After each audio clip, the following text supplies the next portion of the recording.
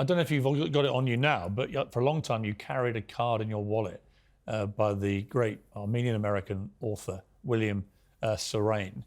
And there was a quote from this, I think, part of a lengthier quote, but there's a bit that says, "Despise evil and ungodliness, but not men of ungodliness or evil. These understand, have no shame in being kindly and gentle, but if the time comes in the time of your life to kill, kill and have no regret."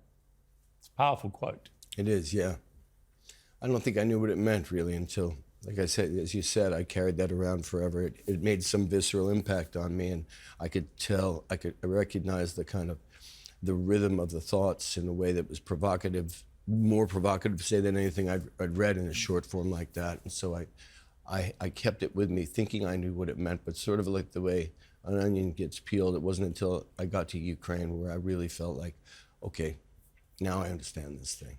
Does any part of you understand, as he wrote there, about Putin, clearly a man of evil, many would say, I certainly would. But if you're playing devil's advocate, trying to get into his brain, do you understand why this guy thought the breakup of the Soviet Union was the worst thing that's ever happened to his country, felt like the NATO encroachment, as he saw it closer and closer to the Russian border, was a threat to the Russian people? I mean, does any part of that make any sense to you, or do you think it's just an excuse for his land grab? It's what I call kind of the bulb, no bulb people. You see the light of humanity in some people.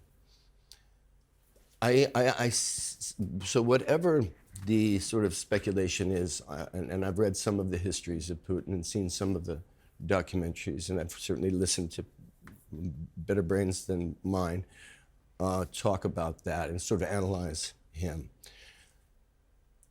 I think essentially what this is an unimaginative person, someone whose bulb either never got fully put on and therefore was not distracted by the colors of life that the rest of us embrace. Donald Trump says he would resolve this war in 24 hours. I think in the United States, Donald Trump is guilty most of being a adolescent influencer of cheap thought. And cheap thought is very expensive. Again, I go back to what America should be searching for in a Democrat or a Republican. It's an aspirational figure, not someone you hang your lowest denominator. You went on Sean Hannity's show on Fox News, which I thought was a really interesting moment. When you did that, that's a big deal for you to do that. You're going into what I guess would have been historically a kind of media enemy's lair. Yeah. But you were prepared to do that, to have that debate. And it was a very interesting interview, actually. While there's incredible influence by media figures, by political figures, if somebody has had no experience with real bomb throwers, perhaps they should hold that phrase and come up with something more particular to what their concern is, because it just makes it, again, it's exaggerated and or just a perversion of what's really going on. I don't know about you, but most people I talk to, once you get it off the standard conversation of policy or personality, around the world, they want the same thing. They want a better world for themselves and their family tomorrow. They want education for their kids. It's the most common denominator. And they can be quite reasonable. However unreasonable they may have sounded, and when you get past that, you can have what used to be perfectly normal conversation in a free democratic society. Right. But now we're in a world where cancel culture is a very real thing. Right. And you know better than anyone the dangers of this. What happened to your father, who was ostracized by Hollywood when he wouldn't throw his friends under the bus, when there was that huge, what was it, the big investigation into whether they were communists or whatever it may be. He refused to take part in that, and he never really got his career back as a result. That was cancel culture. And of course, he played Harvey Milk, again, a perfect illustration of what a world can do when it wants to cancel people. Now it's so much more prevalent now. Yeah. It's like people get cancelled for having an opinion, just saying what they honestly believe about stuff. Yeah. How have we got there? I say I would, I'm a little bit borrowing from Stephen Fry here. He gives this great closing argument at the end of a monk debate on political correctness. And I think maybe, and it will seem ironic that I respond this way, maybe we've taken ourselves too seriously. And have you included? Perhaps at the forefront many times. You said that you fly a big American and Ukrainian flag at your home in Malibu. You said, I'm a big proponent of the idea we start waving flags again, even if we're on the left, and we don't worry that our neighbours are going to think we suddenly became a MAGA hawk, which is what some of my friends accuse me of. So just for having an American flag flying, yeah, but again, that apparently is now offensive. The left will have, the left. A lot of friends of mine, we got to take the flag back, or we got to share it again. Yes, yes. I mean, it's interesting, isn't it, that countries find true unity often in the worst possible circumstance. I felt that when I went to New York after 9/11, it felt like the whole country was united in that moment in a way I hadn't seen America probably in my lifetime. Similarly, I think, you had the same experience with Haiti and how the Haitians came together.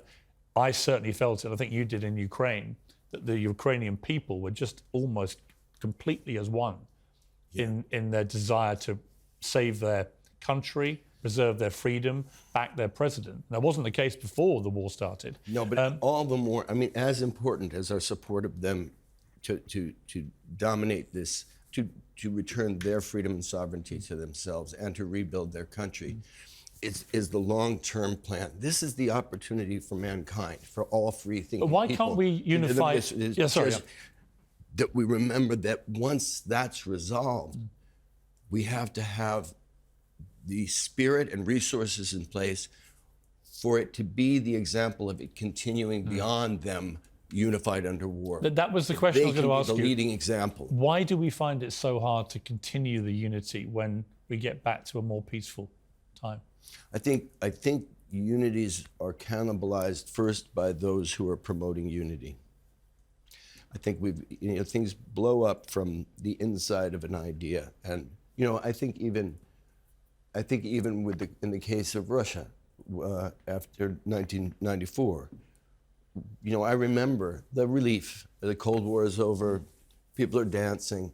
I don't think we ever looked back and noticed that the Russians were not feeling the relief that the world was feeling, and that gangsterism had replaced communism, and the bread lines were just as long, and things didn't get better for them. And you let that happen over time, and somebody like Putin is able to come back, take power, and do what he's doing. We need strong leadership, never more so than from America. Does it worry you, the thought that Trump may win again?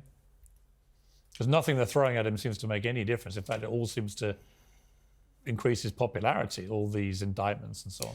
I know there's a lot of speculation that he may, and a lot of speculation that he may not. I think that my concern would, if I could, I'd like an X-ray of who we are in America today. Is that really possible? Because before Trump, that would be the problem. If we're still ready to let everything we stand for and everything my father's generation and those before stood for, and I don't mean that they accomplished all their tasks for everybody. We know that never happened, and that we hope it still can. But if we go soft and yellow and decide we're going to let it go and let this guy, as Judge Souter once said, take the ball and roll with it, then I'm going to have to find my pride in a glass of vodka.